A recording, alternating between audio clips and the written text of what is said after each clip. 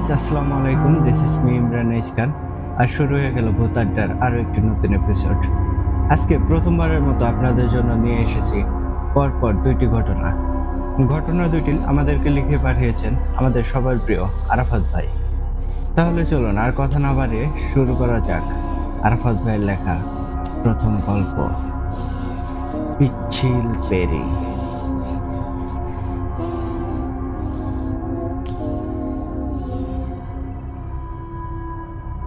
আসসালামু আলাইকুম বন্ধুরা, আশা করি সবাই ভালো আছেন। আমিও পরম করুণাময় আল্লাহের অশেষ রহমতে বেশ ভালো আছি। আজকের ঘটনাটি আমি সংগ্রহ করেছি আমার এক পাকিস্তানি বন্ধুর কাছ থেকে।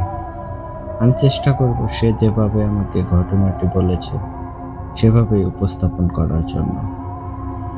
চলুন কথা না বাড়িয়ে ঘটনায় যাওয়া যাক। ঘটনাটি ঘটেছে পাকিস্তানের করাচির কোনো এক প্রত্যন্ত এলাকায় একজন বাইক রাইডারের সাথে। তিনি ছিলেন পেশাগত জীবনে একজন ফুড ডেলিভারি রাইডার। রাইডারের নাম সামিউল। সে একদিন রাতের বেলায় ফুড ডেলিভারির কাজ শেষ করে বাড়ি ফিরে যাচ্ছিল। রাত তখন আনুমানিক 3টা বাজে। সে নিজের গতিতে বাইক চালিয়ে যাওয়ার সময় একটা কনভেনশন হল ক্রস করলো, যেই হলের মধ্যে প্রতিনিয়ত বিয়ের অনুষ্ঠান হয়ে থাকে। সবকিছুই স্বাভাবিক ছিল, কিন্তু একটা জায়গায় গিয়ে তার চোখ আটকে যায়। সে দেখতে পেল শুনশান নীরবতার মাঝে হলের সামনে একটা মেয়ে নতুন বউয়ের সাজে দাঁড়িয়ে আছে। স্যামুয়েল কিছুটা এগিয়ে গেলেও মনে মনে চিন্তা করলো, এই মেয়েটি এই রাতের বেলায় একা কেন দাঁড়িয়ে আছে এখানে। সে নিজেই নিজেকে প্রশ্ন করলো, মেয়েটি বিপদে পড়ল না তো? তাই সে বেশি কিছু না ভেবে তার বাইক ঘুরিয়ে নিয়ে আবার সেই কনভেনশন হলের সামনে গিয়ে হাজির হলো। তখনও মেয়েটি ঠায় দাঁড়িয়ে আছে এক জায়গাতেই।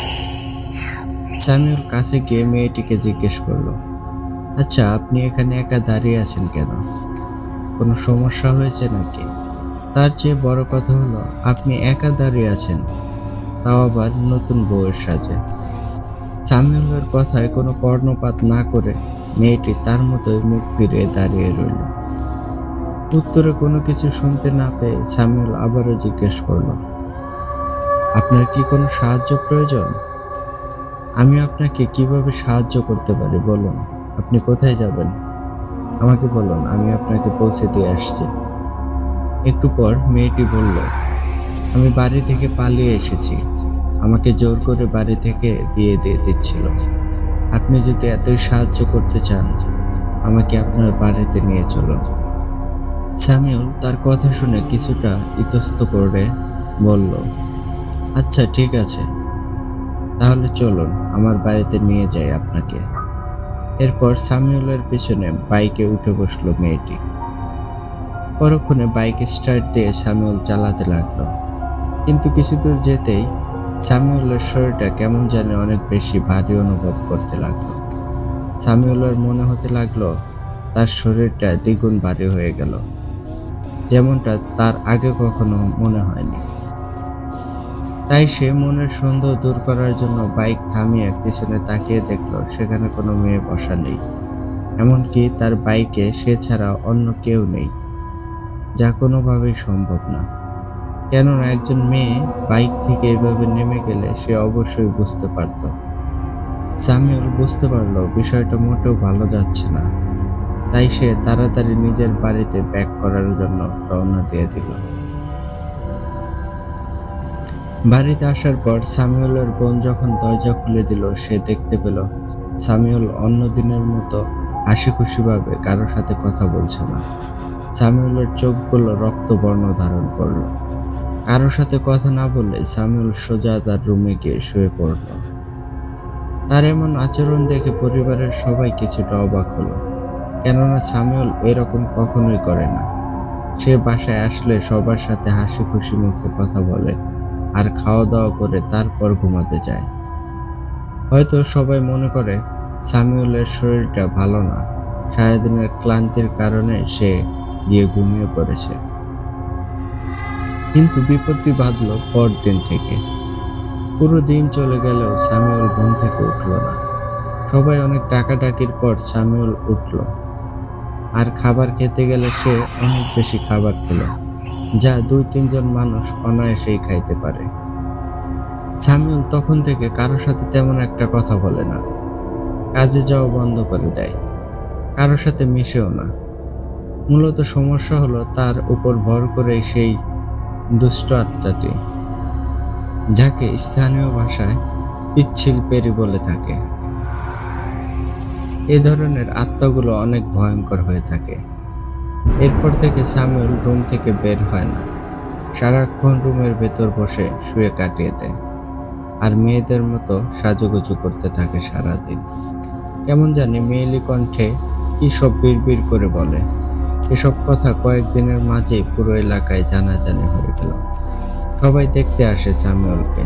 এলাকার লোকজন তার মা বাবাকে বলে, ছেলের বয়স হয়েছে, বিয়ে করে দাও, সে হয়তো তোমাদেরকে বলতে পারছে না, সেজন্য এমন কাণ্ড করে যাচ্ছে। বিয়ে করিয়ে দাও, দেখবে সব ঠিক হয়ে গেছে। এলাকার লোকজনের কথা অনুযায়ী স্যামুয়েলের মা বাবা অনেক অনেক সুন্দরী মেয়ে ঠিক করে স্যামুয়েলের বিয়ের জন্য। কয়েকদিনের মধ্যেই ধুমধাম করে স্যামুয়েলের বিয়ে দেয় সেই মেয়ের সাথে। কিন্তু বিপত্তি বাধে বিয়ের রাতে। স্যামুয়েলের রুমে বাসর সাজিয়ে নতুন বউকে নিয়ে খাটে বসিয়ে দেয় স্যামুয়েলের পরিবার। এরপর স্যামুয়েল রুমে গেলে নতুন বউ খেয়াল করে স্যামুয়েল ওয়াশরুমের দিকে যায় খুব স্বাভাবিকভাবেই, কিন্তু একটু পরেই ওয়াশরুম থেকে আরেকটা নতুন বউ বেরিয়ে আসে। এইটা দেখে স্যামুয়েলের বউ হতভম্ব হয়ে যায়। সে কি করবে ভেবে পায় না। স্যামুয়েলের নতুন বউ জিজ্ঞেস করে, কে আপনি? আপনি এই রুমে কেন? আসলে অপরদিকে নতুন বউয়ের বেশ ধরে আসা সেই মহিলাটা ছিল পিচ্ছিল পেরি।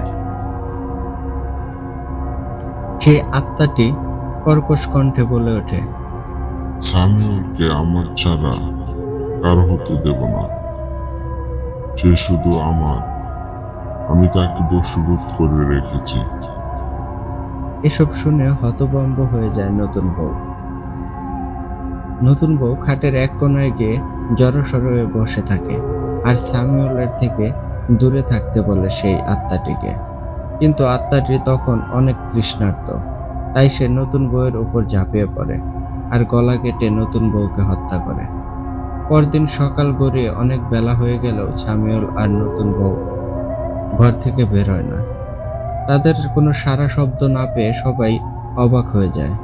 তাই সবাই মিলে রুমের দরজা ভেঙে ভিতরে ঢুকে উপস্থিত সবাই অনেক বেশি ভয় পেয়ে যায়। সবাই দেখতে পায় খাটের ওপর পড়ে আছে গলাকাটা অবস্থায় নতুন বউয়ের লাশ, আর তার পাশেই পড়ে আছে বিভৎস অবস্থায় স্যামুয়েলের লাশ। এসব দেখে স্যামুয়েলের পরিবার কান্নায় ভেঙে পড়ে। এলাকাবাসী পুরো রুম সহ আশেপাশে সব ভালো করে চেক করে, দেখে বাইরে থেকে কেউ আসা বা যাওয়া করেছে কিনা। এরপর পুলিশি মামলা শুরু হয়। পুলিশ এসে পুরো রুম তদন্ত করে কিছুই খুঁজে পেল না। পুলিশও খুনের কোনো সংশ্লিষ্ট আলামত না পেয়ে ফিরে যায়। এলাকার অনেকেই বুঝতে পারে এটি কোনো স্বাভাবিক মৃত্যু না, তাই তারা একজন দক্ষ আলেমের দ্বারস্থ হয়। পরের দিন আলেম স্যামুয়েলের বাড়িতে এসে যা জানায় তা শুনে সবাই অবাক হয়ে যায়। আলেম সাহেব জানালো, স্যামুয়েল ওই দিন রাতে যে মহিলাটিকে সাহায্যের জন্য এগিয়ে গিয়েছিল, আসলে সেটি ছিল একটি খারাপ আত্মা। এই পিচ্ছিল পেরি নামক আত্মার বৈশিষ্ট্য হলো যতক্ষণ পর্যন্ত না কেউ তার কাছে এসে জিজ্ঞেস করবে, ততক্ষণ পর্যন্ত সে কারো উপর ভর করতে পারবে না। কিন্তু স্যামুয়েল সরল মনে সেই ভুলটাই করেছিল। সে যখন নিচ থেকে গিয়ে সেই মহিলারূপী আত্মাটিকে সাহায্যের কথা বলেছিল, ঠিক তখনই আত্মাটি স্যামুয়েলের উপর ভর করে। সেই পিচ্ছিল পেরি ছিল একজন রক্ত পিপাসু। সে মানুষের রক্ত পান করে বেঁচে থাকে। সে স্যামুয়েলকে কোনোভাবে বশ করে হত্যা করতে পারছিল না, কিন্তু বিয়ের রাতে সে সুযোগ পেয়ে স্যামুয়েলের নতুন বউ আর স্যামুয়েলকে উভয়কেই হত্যা করে। এখন যা ক্ষতি হওয়ার হয়ে গেছে, আর কিছুই করার নেই। তখন ওই এলাকাবাসী হুজুরকে বলে, ওই বদমাইশটাকে এভাবেই ছেড়ে দিলে হবে না, সে হয়তো আবার অন্য কারো ক্ষতি করতে পারে। আপনি দয়া করে এইটার একটা বিহিত করুন। তখন হুজুর উপস্থিত সবার কথা বিবেচনা করে পিচ্ছিল পেরিকে সামিউলের রুমে হাজির করে। এরপর হুজুর বিভিন্ন রিচুয়ালের মাধ্যমে সেই দুষ্ট আত্মাটিকে একটা বোতলের মধ্যে বন্দি করে চিরদিনের জন্য মাটির নিচে পুঁতে দেয় এবং হুজুর জানায় এরপর থেকে আর কখনোই কোনো সমস্যা হবে না। হুজুরের কথা অনুযায়ী এরপর থেকে এলাকায় আর কোনো ওরকম সমস্যা দেখা দেয়নি। তো সম্মানিত শ্রোতা বন্ধুরা, এই ছিল আজকের ছোট্ট একটা ঘটনা, যা পাকিস্তানি এক বন্ধুর কাছ থেকে সংগ্রহ করেছি। আশা করি ঘটনাটি আপনাদের অনেক ভালো লেগেছে। ভালো লাগলে কমেন্ট করে জানাতে ভুলবেন না। সবাই ভালো থাকুন, সুস্থ থাকুন। কথা হবে অন্য কোনো ঘটনায়। ভূত আড্ডা দীর্ঘজীবী হোক। আমি মোহাম্মদ আরাফাত, দোহা, কাতার।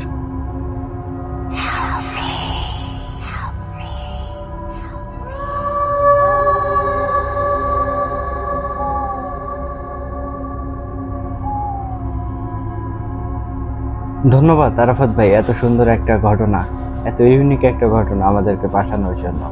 তাহলে আর কথা বাড়াবো না, সরাসরি চলে যাব আমাদের দ্বিতীয় ঘটনা। এই ঘটনাটিও আমাদেরকে আরাফাত ভাই লিখে পাঠিয়েছেন, আর এই ঘটনার নাম হচ্ছে ছদ্মবেশী জিন।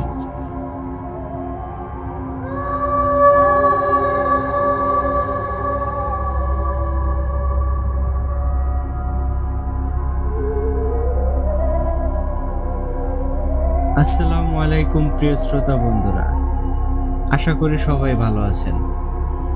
আমিও পরম করুণাময় আল্লাহর অশেষ রহমতে ভালো আছি। আমি মোহাম্মদ আরাফাত, ভূত আড্ডার একজন অ্যাডমিন। চট্টগ্রামের আনোয়ারা উপজেলায় আমার গ্রামের বাড়ি। যদিও আমি বর্তমানে কাতারের একটি সুনামধন্য কোম্পানিতে একজন কম্পিউটার অপারেটর হিসেবে কর্মরত আছি। আজকে আপনাদেরকে যে ঘটনাটি শেয়ার করতে চলেছি তা কাতারে আমার এক পাকিস্তানি বন্ধুর কাছ থেকে সংগ্রহ করা ঘটনা। আমি আর কথা না বাড়িয়ে সেই বন্ধুর মতো করে ঘটনাটি আপনাদের মাঝে উপস্থাপন করার চেষ্টা করছি। মূলত ঘটনাটি পাকিস্তানের কোনো এক মফস্বল শহরের সম্প্রতি ঘটে যাওয়া একটি বাস্তব ঘটনা। ওই এলাকার একজন প্রবীণ ও ধর্মপ্রাণ আল্লাহভীরু ব্যক্তি, যার নাম জালালউদ্দিন। জালালউদ্দিন প্রতিনিয়ত 5 ওয়াক্ত জামাতের সাথে মসজিদে নামাজ আদায় করতেন। কোরআন তেলাওয়াত ও মানুষের সাহায্য সহযোগিতা করতে গিয়ে নিজের সাধ্য অনুযায়ী। তিনি কখনো কারোর সাথে কোনো মিথ্যা কথা বলতেন না এবং সবসময় চেষ্টা করতেন সবাইকে সাহায্য সহযোগিতা করে পাশে থাকতে। ঘটনার কয়েক মাস পূর্বেই জালালউদ্দিনের একমাত্র মেয়ের বিয়ে হয়। তিনি প্রতিদিন ফজরের নামাজ পড়তে মসজিদে যাওয়া আসার সময় মসজিদের সামনে একটা সাদা দবদবে বিড়ালের উপস্থিতি লক্ষ্য করতেন। বিড়ালটি প্রতিদিনই মসজিদের সামনে একই জায়গায় বসে থাকত। জালালউদ্দিন খেয়াল করলেন তিনি প্রায় সব সময় ওই জায়গাতেই বিড়ালটিকে বসে থাকতে দেখে। কিন্তু একদিন ফজরের নামাজ পড়ে বের হয়ে তিনি খেয়াল করলেন বিড়ালটি আজকে কেমন জানি অসুস্থ দেখাচ্ছে। মনে হচ্ছে বিড়ালটি অনেকদিন ধরে কিছু খায়নি, তার খিদের যন্ত্রণা সহ্য করতে না পেরে ছটফট করছে। এমন অবস্থা দেখে জালালউদ্দিন তা সহ্য করতে পারলেন না, তাই তিনি বিড়ালটিকে তুলে নিয়ে তার সাথে বাসায় নিয়ে গেল। বাসায় নিয়ে গিয়ে বিড়ালটিকে দুধ খাওয়ালো এবং ভালোভাবে সেবা যত্ন করতে লাগলো। এভাবে টানা 3 দিন বিড়ালটির সেবা যত্ন করে খাবার দাবার খাইয়ে বিড়ালটিকে আবারও সুস্থভাবে আগের অবস্থায় নিয়ে আসলো এবং তিনি আবারও মসজিদের সামনে সেই জায়গায় বিড়ালটিকে রেখে দিল। এর 2 দিন পর জালালউদ্দিন সাহেবের মেয়ের শ্বশুর বাড়ি থেকে মেয়ের জামাই ফোন দিল। মেয়ের জামাই বলল, আপনার মেয়ে আপনাকে দেখতে চাইছে, আর আমারও আপনাদের জন্য মন খারাপ লাগছে। তখন জালালউদ্দিন বলল, আচ্ছা ঠিক আছে বাবা, তাহলে আমি তোমাদের বাড়ি এসে দেখা করে আসব। ফোনের অপর প্রান্ত থেকে মেয়ের জামাই বলল, আপনাকে কষ্ট করে আসতে হবে না, আমরাই আপনার মেয়েকে নিয়ে ওখানে আসবো। জালালউদ্দিন সাহেব মেয়ের জামাইয়ের এমন কথা শুনে খুশি হলো আর বলল, তাহলে তো বেশ ভালো হয়, তোমরা কালকে রাতেই চলে আসো। মেয়ের জামাই বলল, আগামীকাল না, আমরা আজকে রাতেই চলে আসবো, আপনি চিন্তা করেন না। জালালউদ্দিন মেয়ের জামাইয়ের কথার সাথে সম্মতি জানিয়ে ফোন রেখে দিলেন। কিন্তু তার চিন্তা যেন বেড়েই গেল, কেননা সে ছিল একজন মধ্যবিত্ত, তাই তেমন কোনো আয় রোজগার ছিল না। তখন জালালউদ্দিন তার আলমারি খুলে দেখলো সেখানে মাত্র 8,000 টাকা আছে। সে অনেক কিছু হিসাব নিকাশ করে মনে মনে খুশি হলো এই ভেবে, যাক, তাহলে কোনো সমস্যা নেই, মেয়ে আর মেয়ের জামাই তারা 2-4 জন আসলেও কোনো অসুবিধা নেই, এই 8,000 টাকাতে তাদের জন্য সবকিছু হয়ে যাবে। অন্যদিকে মেয়ের জামাই আর তার শ্বশুর শাশুড়ি যখন জালালউদ্দিনের বাড়ির উদ্দেশ্যে রওনা হবে, ঠিক তখনই বাধে বিপত্তি। তখন তারা দেখতে পেল জালালউদ্দিনের মেয়ের ননদ ও তার জামাই এবং তার পরিবারের সবাই এসে বাড়িতে হাজির। তখন জালালউদ্দিনের মেয়ের জামাই বলল, আমরা তো বেড়াতে যাচ্ছিলাম, কিন্তু এখন তোমরা চলে আসছো। তখন জালালউদ্দিনের মেয়ের ননদ বলল, তাহলে তো সমস্যা নেই, আমরাও তোমাদের সাথে বেড়াতে যাব। জালালউদ্দিনের মেয়ে, দেবর ও দেবরের বউ তারাও বলল একসাথে বেড়াতে যাবে। এভাবে লোকজন বেড়ে গিয়ে 15 থেকে 16 জন গিয়ে দাঁড়ালো। কিন্তু অপরদিকে জালালউদ্দিন 3 থেকে 4 জনের হিসাব করে খুশি মনে তাদের জন্য অপেক্ষা করতে রইল। সন্ধ্যা হতেই ঘরের যখন বেল বাজলো, জালালউদ্দিন দরজা খুলে অবাক হয়ে গেল। সে দেখতে পেল তারা 15 থেকে 16 জন মেহমান নিয়ে এসে ঘরের সামনে হাজির। জালালউদ্দিন চিন্তায় পড়ে গেল, কিন্তু সে চেহারায় হাসিমাখা একটা ছাপ সবাইকে দেখালো। সবাইকে আনন্দের সাথে বরণ করে ঘরে আসতে বলল। ঘরে এসে সবাই আনন্দে হই হুল্লোড় করে একে অপরের সাথে কথা বলতে শুরু করলো। কিন্তু এদিকে জালালউদ্দিনের চিন্তা বেড়েই চলেছে। জালালউদ্দিন মেয়ের জামাইকে উদ্দেশ্য করে বলল, আচ্ছা বাবা, তোমরা তাহলে বসো, গল্পগুজব করো, আমি তোমাদের জন্য খাবার দাবারের আয়োজন করি। জালালউদ্দিনের এমন কথা শুনে মেয়ের জামাই বলল, আব্বা, আপনার এমন কিছুই করা লাগবে না, কেননা এখন হলো অনলাইনের যুগ, আমাকে আপনার মোবাইলটি দিন, আমি সবার পছন্দ অনুযায়ী খাবার অনলাইনে অর্ডার করে দিচ্ছি। জামাইয়ের এমন কথা শুনে জালালউদ্দিন আরো বেশি চিন্তিত হয়ে গেলেন। এরপর মেয়ের জামাই হাত থেকে মোবাইলটি নিয়ে অনলাইনে অর্ডার করা শুরু করলো। অনলাইনে খাবার লিস্ট রেডি করে পরে জালালউদ্দিন চালাকি করে মেয়ের জামাইয়ের হাত থেকে মোবাইলটি নিল আর বলল, দেখি কোনো কিছুর কমতি আছে কিনা। আসলে জালালউদ্দিন মোট টাকার পরিমাণটা দেখার জন্য মোবাইলটি নিয়েছিল। তারপর জালালউদ্দিন খেয়াল করলো টাকার মোট পরিমাণ ছিল 25,000। টাকার অ্যামাউন্ট দেখে জালালউদ্দিনের মাথায় বাজ পড়ল, কারণ তার পকেটে ছিল মাত্র 8,000 টাকা। তাই সে চালাকি করে অর্ডার ক্যান্সেল করে দিয়ে মোবাইলটা ইশারায় বন্ধ করে দিল। এরপর মেয়ের জামাইকে বলল, আমার মোবাইলের সমস্যা, বারবার ডিস্টার্ব করে বন্ধ হয়ে যায়, তাই তোমরা বসো, আমি বাইরে গিয়ে খাবার নিয়ে আসি। মেয়ের জামাই যদিও অন্য কারো মোবাইল থেকে অর্ডার করতে চাইল, জালালউদ্দিন তা মানা করে দেয়। জালালউদ্দিন বলেন, আমি বাইরে গিয়ে এখনই খাবার নিয়ে আসি, তোমরা সবাই গল্পগুজব করো। এই বলে জালালউদ্দিন যখন বাইরে যাচ্ছে, ঠিক তখনই দরজা খুলে দেখতে পেল একজন ডেলিভারি ম্যান অনেকগুলো খাবারের প্যাকেট নিয়ে সামনে দাঁড়িয়ে আছে। এমন কাণ্ড দেখে জালালউদ্দিন আরো বেশি হতভম্ব হয়ে গেল, কেননা তারা কোনো খাবারের অর্ডারই করেনি। সে খাবারের অর্ডার কনফার্ম হওয়ার আগেই ক্যান্সেল করে দিয়েছিল। আর তাছাড়া অনলাইনে অর্ডার দিলে এত তাড়াতাড়ি খাবার আসা সম্ভব না। জালালউদ্দিন ডেলিভারি ম্যানকে জিজ্ঞেস করলো, আপনি হয়তো ভুল অ্যাড্রেসে চলে এসেছেন, ভালো করে অ্যাড্রেস চেক করে দেখুন, আমরা কোনো খাবার অর্ডার দেইনি। কিন্তু ডেলিভারি ম্যান বিপরীতে বলল, আমি সব কিছু ঠিকঠাক চেক করেই এসেছি, আমার কোনো ভুল হওয়ার প্রশ্নই আসে না, আর এসব খাবার এই বাসা থেকেই অর্ডার করা হয়েছে। এরপর উপায় না পেয়ে জালালউদ্দিন কথা না বাড়িয়ে ডেলিভারি ম্যানের হাত থেকে খাবারগুলো নিয়ে নিলেন। খাবারের প্যাকেটগুলো ঘরে এনে মেহমানদের সামনে দিলেন। জালালউদ্দিনের মেয়ে। জালালউদ্দিনের মেয়ের জামাই তো অবাক। সে অবাক দৃষ্টিতে জালালউদ্দিনের দিকে তাকিয়ে থাকে। মেয়ের জামাই বলে, বাবা, আপনি এত তাড়াতাড়ি কিভাবে খাবার নিয়ে আসলেন? জালালউদ্দিন কথা না বাড়িয়ে সবাইকে খাবার পরিবেশন করে দিল। ডেলিভারি ম্যান জালালউদ্দিনকে বলল, আমি কি আপনার ওয়াশরুম ব্যবহার করতে পারি? জালালউদ্দিন বলল, অবশ্যই, তুমি আমার ওয়াশরুম ব্যবহার করতে পারো। এই বলে জালালউদ্দিন চিন্তায় পড়ে গেল, এত টাকা কিভাবে পেমেন্ট করবে। জালালউদ্দিন মনে মনে ভাবলো 8,000 টাকা ক্যাশ আছে, কিন্তু বাকি টাকা কিভাবে দেবে। তাই তার কাছে থাকা একটা দামি ঘড়ি ডেলিভারি ম্যানকে দিয়ে দেওয়ার সিদ্ধান্ত নিল। এরপর 8,000 টাকা আর ঘড়িটি নিয়ে ডেলিভারি ম্যানকে খুঁজতে লাগলো। সবাইকে ডেলিভারি ম্যানের কথা জিজ্ঞেস করলে সবাই অবাক দৃষ্টিতে জালালউদ্দিনের দিকে তাকিয়ে বলল, কোথায়, কোন ডেলিভারি ম্যানের কথা বলছেন আপনি? তখন জালালউদ্দিন বলল, আমার সাথে যে একজন ডেলিভারি ম্যান ঘরে ঢুকলো আর আমাদের ওয়াশরুমের ভেতর গেল, সে কোথায়?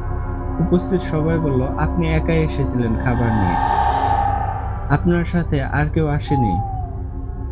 এখন আপনি আমাদের সাথে খাবার খেতে বসুন।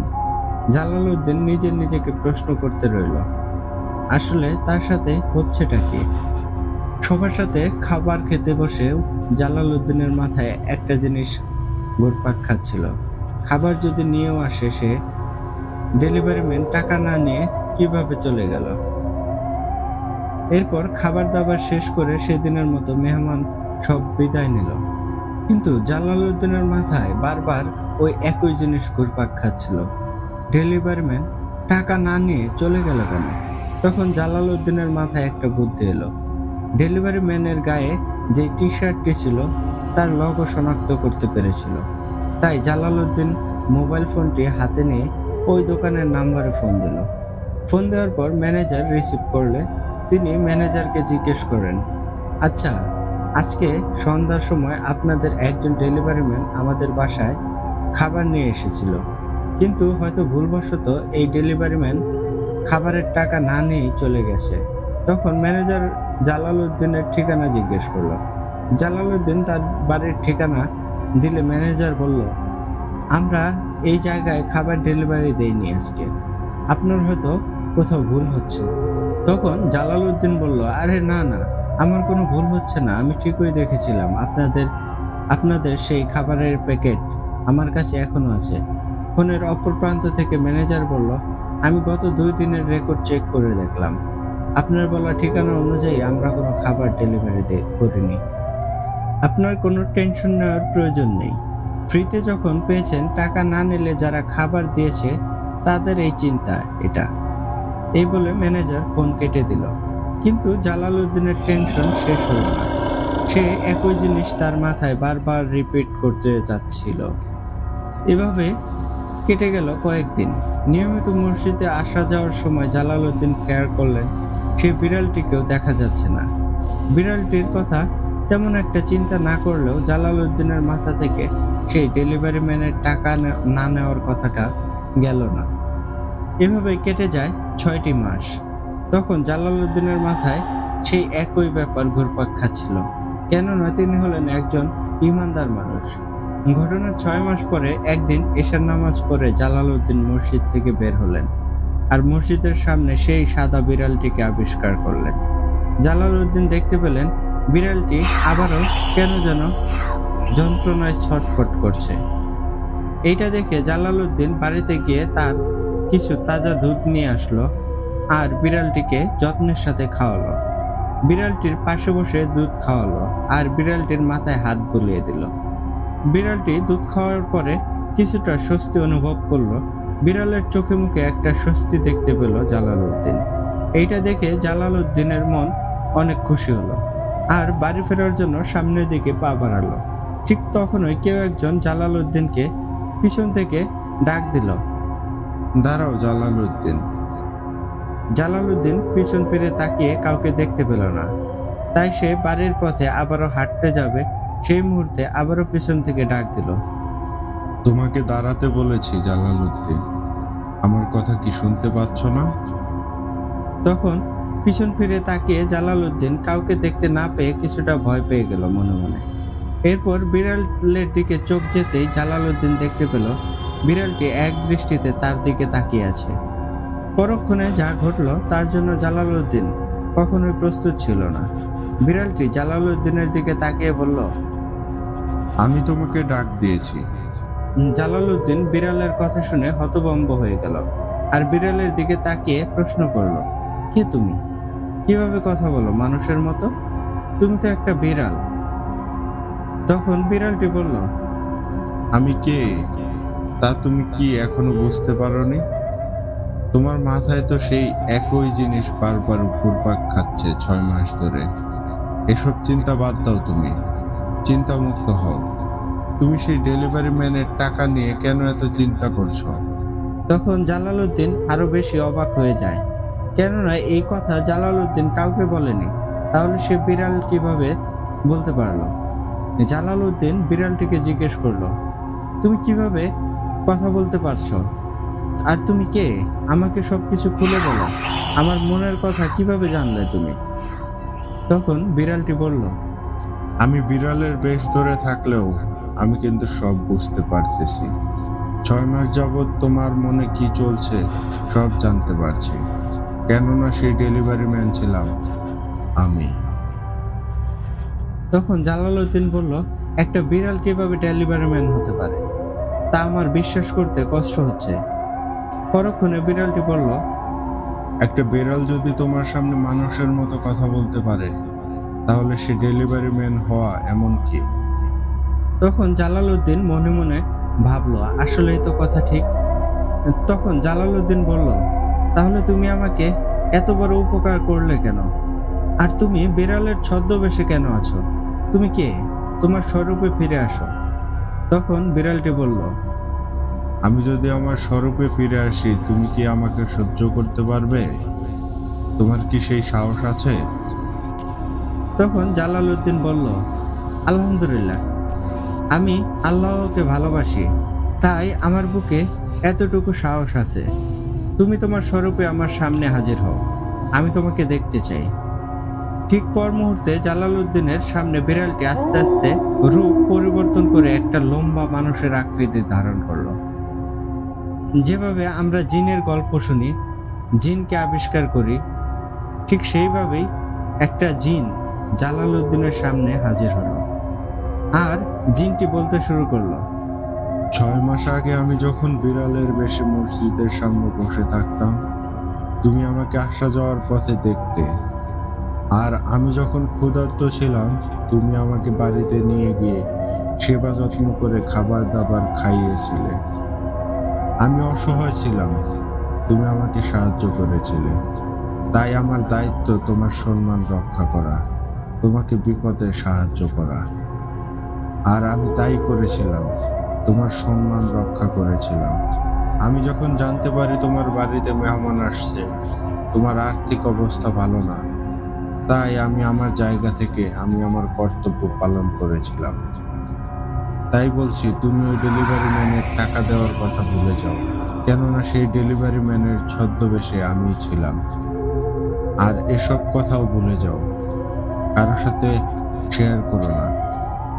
তুমি অনেক ভালো মনের মানুষ, তাই তোমাকে সাহায্য করলাম এবং আমার আসল রূপ দেখালাম।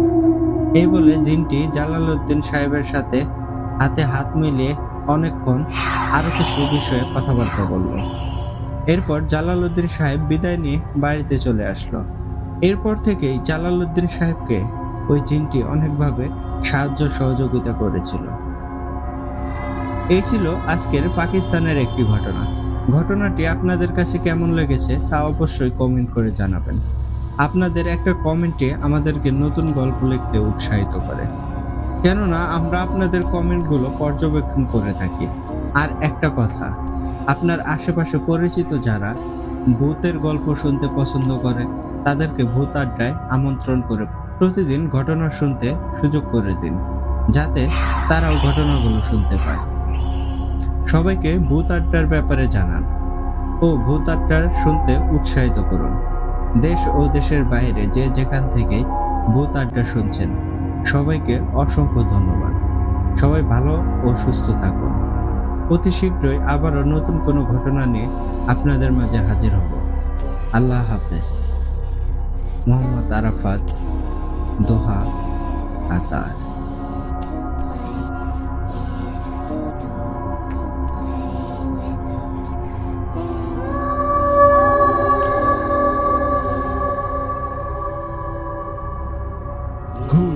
আরাফাত ভাই, আপনি তো মেয়া হিস্টোরি ক্রিয়েট করে দিলেন। সব মিলে ভাই আজকে গল্পের আসরটা একদম জমে ক্ষীর করে দিয়েছেন ভাই। আপনাকে সত্যিই ভাই মন থেকে অসংখ্য ধন্যবাদ জানাচ্ছি এত সুন্দর ঘটনা কালেক্ট করার জন্য। তো বন্ধুগণ, আপনারাও যদি আরাফাত ভাইয়ের মতো এরকম ভালো ভালো সুন্দর আর ইউনিক ঘটনা জেনে থাকেন তাহলে কিন্তু সেগুলো আমাদেরকে পাঠাতে পারেন। আর আমাদেরকে গল্প পাঠানোর দুটি ওয়ে আছে। প্রথমত আপনারা আমাদের হোয়াটসঅ্যাপ নাম্বারে আপনাদের ভয়েস ক্লিপ অথবা ঘটনাটি লিখে পাঠিয়ে দিতে পারেন। হোয়াটসঅ্যাপ নাম্বারটি আমাদের কমেন্ট বক্সে অথবা ডেসক্রিপশন বক্সে দেওয়া আছে। এছাড়াও আপনারা আমাদেরকে ইমেইলের মাধ্যমেও কিন্তু ঘটনা পাঠাতে পারেন। ইমেইল অ্যাড্রেসটি হচ্ছে boothadda@gmail.com। স্পেলিংটি বলে দিচ্ছি, BHOOTAAA@gmail.com। তাহলে কথা হচ্ছে আগামী এপিসোডে নতুন কোনো ঘটনা নিয়ে। টিল দেন সবাই ভালো থাকুন, সুস্থ থাকুন। আজকের মতো আমি বিদায় নিচ্ছি। আমি ইমরান খান। আসসালামু আলাইকুম।